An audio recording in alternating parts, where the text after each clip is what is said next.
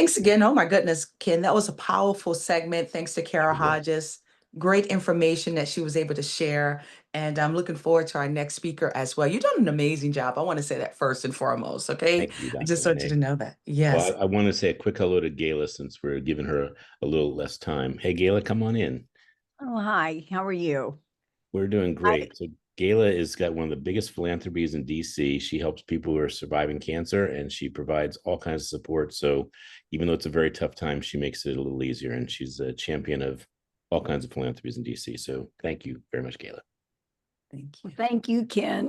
You've been my guru for as long as I've known you, and I appreciate you. And I have had such a fascinating time listening to all these amazing people that you've pulled together. It's a lovely, lovely project. So I'm Gayela Bynum. I am the founder chair of We Will Survive Cancer.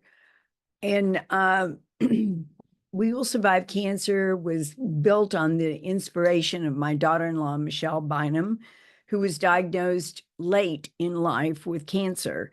And she lived 5.5 years after. My grandson was 13 months old when she was first diagnosed. She should have been diagnosed when she was pregnant. And he was 6 when she passed away. So she coined 2 phrases. She was very, very inspirational. Instead of letting cancer take over her life and her grieving over it, she pulled herself together and started raising money and awareness with other young women. She was interviewed all over the country, and she coined 2 phrases: "Don't waste my cancer" and "Eat life with a big spoon." So in 2015, I published at Ken's recommendation, "Don't Waste My Cancer," and volume 1 and then volume 2. And "Don't Waste My Cancer" is a compilation of stories of people that have taken on the same advice that Michelle did. Don't waste my cancer. Life is short. Make the most of it. Do what you can for others, and you have to give back. That was the way that I grew up when I was a child, that my mother insisted that whatever you have, even if it's nothing, you have to give something back to life and to the community. So this is in the first book, we had stories basically from Michelle and from her family and my son, but there are also stories of the wig that Michelle had that she passed on to someone else, and the wig we titled it as a traveling wig. It went to about 5 or 6 different people across the country and was used actually in a wedding with a young woman that had cancer. The woman that started it, also her dog, she found this dog that had been thrown away in a trash bin and had been burned and was really, really in bad shape. And so she rescued the dog and brought him into her home and revived him and everything. In the meantime, she was diagnosed with breast cancer. So the story is of the dog that is so afraid that if he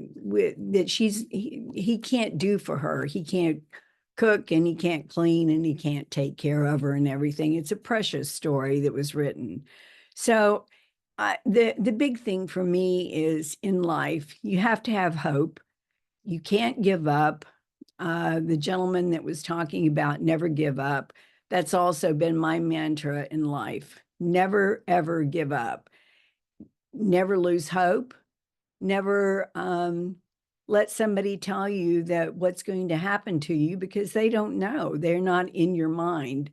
Your mind controls everything, as another young man said today. So anyway, that's kind of the premise of the books. And I'm very, very happy to be able to share the stories. They're both on Amazon.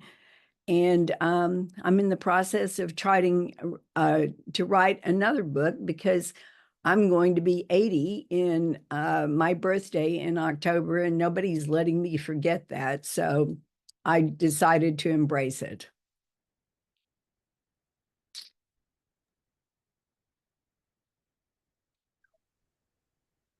Well, first and foremost, you definitely look amazing. Can you hear me okay? Yes, I can. Thank you. Yes, wonderful share. And, we're so excited and looking forward to receiving those incredible books. And you truly do not look your age. You're aging gracefully. And we just want to say thank you for your wisdom, your leadership, but most importantly, thank you for your stories. And it's definitely going to be something that fulfilled our hearts. So thank you. Is there any other words of wisdom you want to share? Well, I recently had a conversation with someone. This last year, I've lost two board members to cancer, and both of them totally amazing. One of them was a founding member, David Vujic. Dr. Renee Allen was a complete powerhouse in Washington, D.C., and supported our efforts. And it was tragic to lose both of them this year.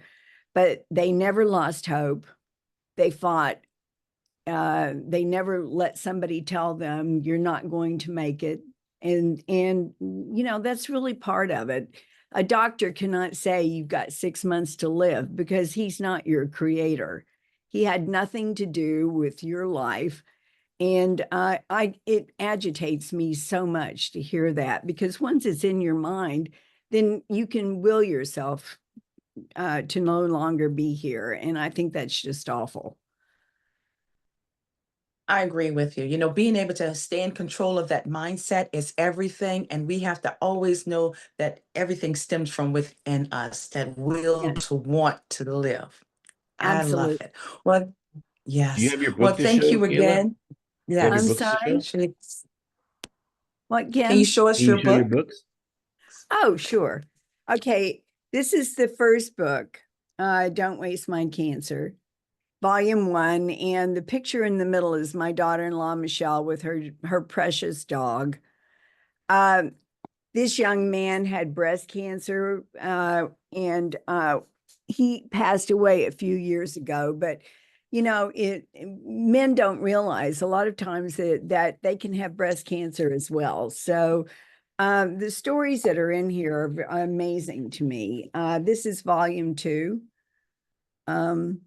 Aisha is an anchor on or has a segment on Fox 5 in Washington, D.C. So they're really interesting people in interesting stories. And I think it's important for people that are in that situation to realize that there's more to life than the diagnosis that they're in, the treatment they're going through. Gayla, I just want to say Dr. Renee should be a new best friend of yours. She is a globetrotter. She is such a stand for women, and she's a stand for leadership. She travels the entire world to support people like you. She's someone I would highly consider inviting to your 80th birthday. Oh, well, please do come. It's Yes. going to Oh, be I look forward to October 17th at the Tower Club, which is in Tysons, Virginia. Well, And don't tell everybody. They're all going to show up at that'd be we're fine. not giving the date. We're not going to give the date. But Renee, Yes. this young lady, Gayla, has been in the fashion business for several decades. She is a collector of fascinating shoes, but most importantly, she knows all the socialites in DC. Come on, I mean, and normally I would not intrude on your hostship, but I just want you to know you two need to know each other. That's Well, the I would like that very much.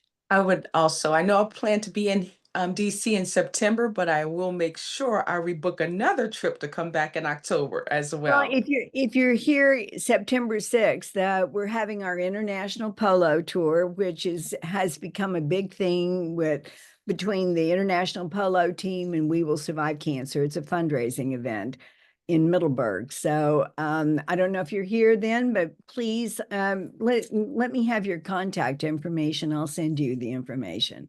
Absolutely. I'll make sure Ken shares that information with you, and I'm going to already write it on my schedule, September 6th. All right. Yes. Absolutely. Absolutely. Well, it was wonderful having you here with us, and we're looking so forward to reading more of those incredible books. And definitely, you don't look past a day over 60, so keep on doing what you're doing because you look extraordinary fabulous. So thank you Thank for you being so here. much. You're Thank you. welcome.